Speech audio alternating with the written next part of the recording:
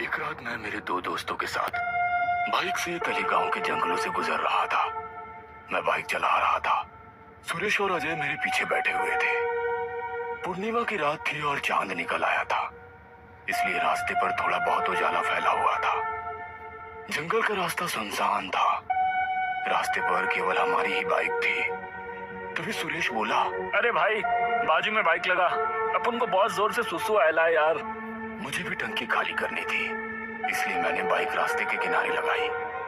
मैं और सुरेश रास्ते के एक किनारे चले गए और अजय दूसरे किनारे टॉयलेट करने के लिए चला गया। जब मैंने और सुरेश ने अपना काम कर लिया तो हम बाइक की तरफ चले गए, लेकिन हमने देखा कि अजय वहां पर नहीं है। हमने चारों ओर देखा, लेकिन हमें अजय कहीं पर भी दिखाई नहीं दिया। अजय भाई, कहाँ हो तुम? सुरेश ने अजय को आवाज देते हुए कहा, लेकिन अजय ने कोई भी जवाब नहीं दिया। मुझे लगा कि वो यहीं कहीं छुपा है और हमारे साथ मजाक कर रहा है, इसलिए मैंने कहा, देख भाई, अगर तू मेरे 5 गिनने से पहले यहाँ नहीं आया तो हम यहाँ से चले जाएंगे। और मैंने गिनना शुरू कर दिया। 1 2 3 4 5। तभी हमें जंगल से अजय की चीख सुनाई दी, भाई बचाओ! वो जोर से चीखा। वो रो रहा था। उसकी चीख सुन के हम दोनों डर गए, लेकिन सुरेश बोला, अरे मुझे लगता है कि वो हमें पोपट बना रहा है। नहीं सुरेश, वो सच में किसी मुसीबत में है, क्योंकि उसकी चीख असली लग रही है। मैंने उसे कहा। तभी हमने अजय की एक और चीख सुनी, मुझे छोड़ दो, मुझे छोड़ दो। वो किसी से छुड़ाने की विनती कर रहा था। हम दोनों उसकी आवाज की तरफ जंगल में भागे। कुछ मीटर अंदर जाते ही हमें जमीन पर पड़े पत्तों पर खून दिखाई दिया। वो देख हम दोनों डर गए। अजय सच में किसी मुसीबत में फंसा हुआ था। वहीं जमीन पर घसीटने के निशान थे। हमने उस निशानों का पीछा किया। तभी अजय के चीखने की आवाज आई। हमने उसकी आवाज की ओर देखा तो हमें दिखाई दिया कि दूर एक काली साड़ी पहनी हुई औरत अजय का पैर पकड़कर घसीटते हुए ले जा रही है। हमने उस औरत का पीछा किया, लेकिन उसकी गति बहुत ज्यादा थी। देखते ही देखते वो जंगल में गायब हो गई। अजय दर्द से चीख रहा था, हमें आवाजें दे रहा था। हम दोनों ने जमीन पर पड़े घसीटने के निशान का पीछा किया। वो निशान हमें एक कोठी तक ले गए। जंगल के बीचों बीच वो लड़की की 2 माले की कोठी बनी हुई थी। वो बिल्कुल पुरानी थी और उसके ऊपर पौधे और घास उग गई थी। तभी एक बार फिर से उस कोठी से अजय की चीखने की आवाज आई और बाद में गहरा सन्नाटा छा गया। जल्दी चलो, हमें अजय को बचाना होगा। मैंने सुरेश को कहा, लेकिन सुरेश डरा हुआ था। वो बस उस कोठी को घूरे जा रहा था। क्या हुआ? अरे जल्दी चलो। नहीं, हमें वहां नहीं जाना चाहिए, क्योंकि वो डायन है। क्या तुमने देखा वो अजय को कैसे घसीटते हुए ले गई? एक साधारण औरत ऐसा कुछ भी नहीं कर सकती। सुरेश घबराते हुए मुझसे बोला, अरे ऐसा कुछ नहीं है। पहली बात तो ये कि वो औरत है या आदमी हम नहीं जानते, क्योंकि हमने उसका चेहरा देखा ही नहीं है। ऐसा भी तो हो सकता है कि वो कोई आदमी हो जिसने सदी पहनी हो और वो कोई पागल या साइको किलर हो। इसलिए इससे पहले कि वो अजय की जान ले, हमें उसे बचाना होगा। नहीं, मुझे नहीं लगता कि हम अजय को बचा पाएंगे। हमें यहाँ से अपनी जान बचाकर भाग जाना चाहिए। चुप बैठो। अरे यार, वो हमारा दोस्त है, हम उसे ऐसे मरने के लिए नहीं छोड़ सकते। चुपचाप मेरे पीछे आओ, हम उस व्यक्ति को सबक सिखाएंगे। मैंने उसे कहा। हम दोनों ने वहां पर पड़ी लकड़ियों की लाठी उठाई और कोठी के पास गए। मैंने जैसे ही दरवाजा अंदर ढकेला, अंदर से चमगादड़ों का झुंड उड़ते हुए बाहर निकला। सुरेश चिल्लाने लगा, देखो, मैंने कहा था ना वो डायन होगी।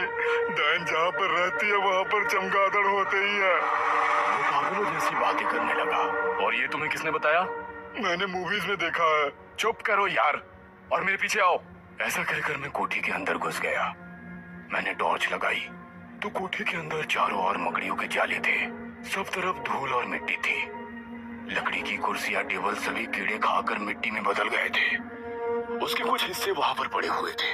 दीवार पे कुछ फोटो फ्रेम्स लगी हुई थी, जिसमें एक आदमी और औरत थी। उस पर भी धूल जमी हुई थी। तभी अजय बहुत ही खौफनाक आवाज में चीखा और अचानक से उसकी आवाज बंद हो गई। वो आवाज दूसरे माले से आई थी। जल्दी से मेरे पीछे आओ। मैंने सुरेश को कहा, लेकिन उसने मेरा हाथ पकड़ लिया। नहीं, ऊपर मत जाओ, वरना वो हमें भी मार डालेगी। सुरेश घबराते हुए मुझसे बोला।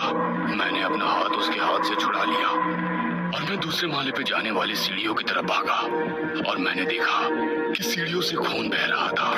वो दूसरे माले से आ रहा था। मैं घबरा गया, लेकिन मुझे अजय की जान बचानी थी।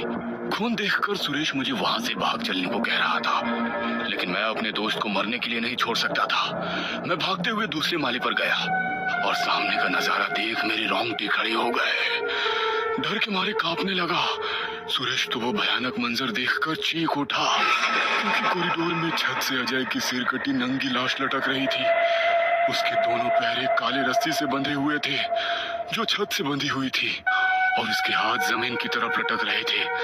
धड़ से खून की धार बह रही थी और पेट से अंतड़ियां बाहर निकली हुई थी, लेकिन वहां से उसका सिर गायब था।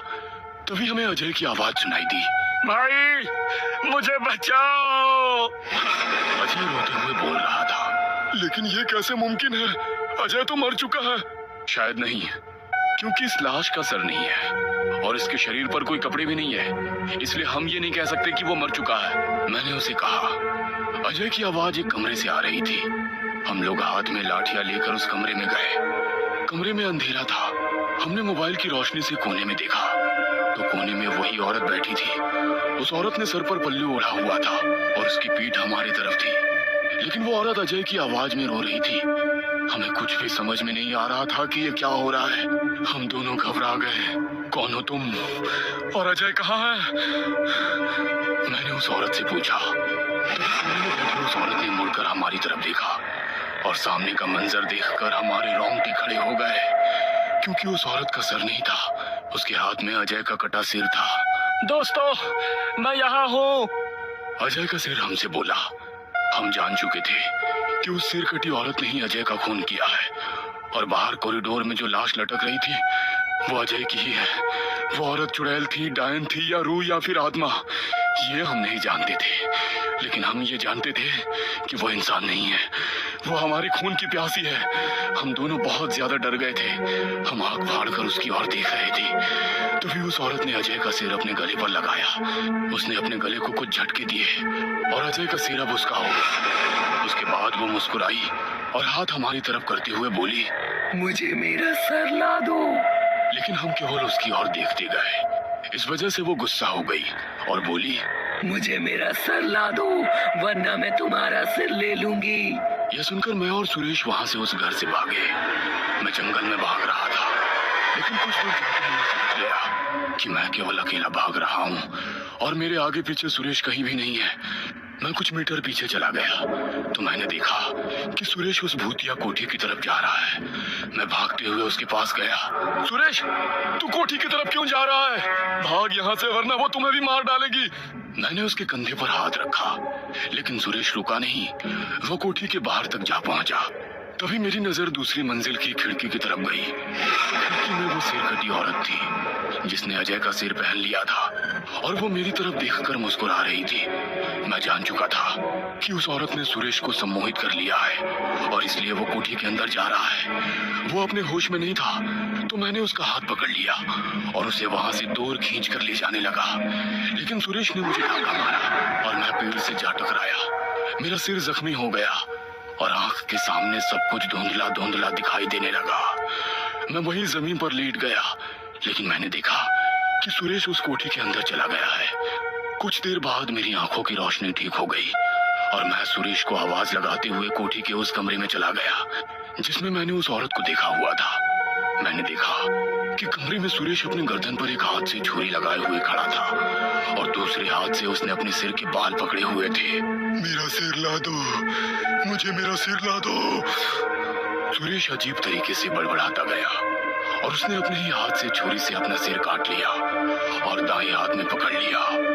उसके धड़ से खून की पिचकारियां निकलने लगी और वो जमीन पर गिर गया।